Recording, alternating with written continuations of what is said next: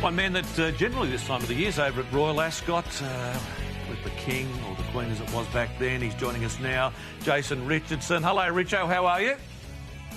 Devastated. How are we? Mate, Hutch is devastated and I'm still waiting.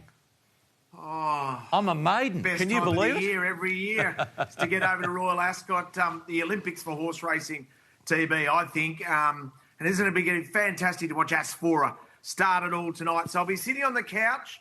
I'll be green with envy. That's why I wore a green top, but ready to launch into it on racing.com. For people that haven't been there, Richo, explain why it is so great. We see the coverage and we know it's got the prestige and the royalty behind it, but what makes it that so special? I think it's the best of the best, TB, and, people talk a lot in Australia about prize money and whether or not the prize money in the UK is up to Australia, but it's not about the prize money. You compete at the Olympic Games not for prize money, you do it for prestige because it's the best of the best. And I think in flat racing, Royal Ascot is simply the best of the best. It has horses from all around the world.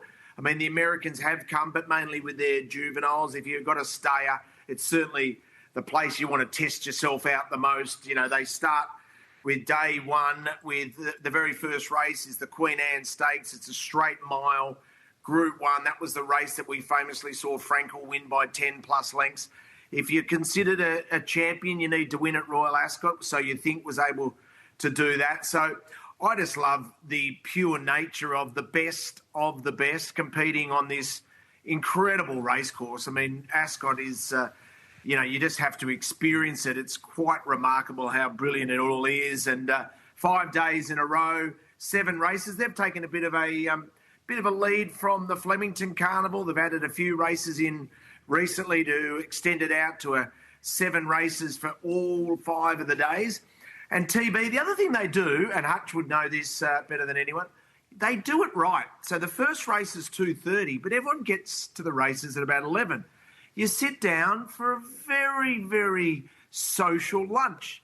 And there's no other races going on around the world to bet on.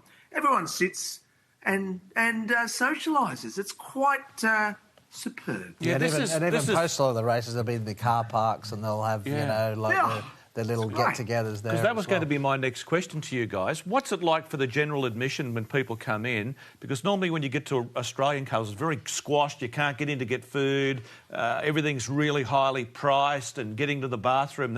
What's that like? Yeah, well, there's an element of that because on the final day there's 80,000 people there. So where there's 80,000 people, there's always going to be crowds, but they are very stretched out. Now, you can do top hat and tails if you'd like to go into the Royal Enclosure, which is a fancy name for members, or else you can be wearing a nice suit if you want to go to other areas, or you can wear T-shirt and shorts if you want to stand out in the outer and still, you can consume it all. I think they do it superbly. Yes, the food and beverage, of course, like, most major sporting venues around the world, it's a little bit pricey. You don't go there expecting, to get great value for your money in regards to food and bev, but it's one of those bucket list events that you need to do. There is the fashion element that we celebrate so much in Australian racing as well. And, of course, there are a lot of people that say it's just the races for kings and queens. Well, this year, for the 3rd year in a row, my mates and I, there's 35 of us, have a little share, all chipped in together. We've got a share in a cheap horse that's about to run at Royal Ascot on Thursday in the very last race, the Buckingham Palace Stakes. One of my best mates is not really a horsing guy. He's heading over there. He's been to the cricket. He's going to Wimbledon. He's got the top hat and tails. He's going to go to the races and watch his horse run at Royal Ascot. That's a bloody bucket list. Another thing that you just mentioned, Richo, and I know you're the ambassador for My Racehorse. Hutch and I have met so many people that have come up to us and say, I got a horse going around Flemington on Derby Day, or I got a horse going, I go, really, yeah. And they tell us they're all in with My Racehorse. The experience that is giving these people for virtually no money, it's got nothing to do with the money. It's the experience that they're getting and the thrill, and they can tell people, got a horse on Melbourne Cup Day going around the Greys race, TB, you're 100% right. It's actually become... Yes, it's an ownership, it's micro shares. Yes, it's an ownership, but it's actually become more of a fan club. And it's suddenly bringing in say, for example, the horse that we're going to talk about today in Lightning Mann at $166 one-off fee, it will bring in a lot of people for the very first time who literally can afford that one share. They can't afford two, they can afford one, and then they've got a small share in a horse that's now down to $149, if you don't mind, that can run at Royal Ascot and then come out and be trained by Kieran Maher and run in all the great races.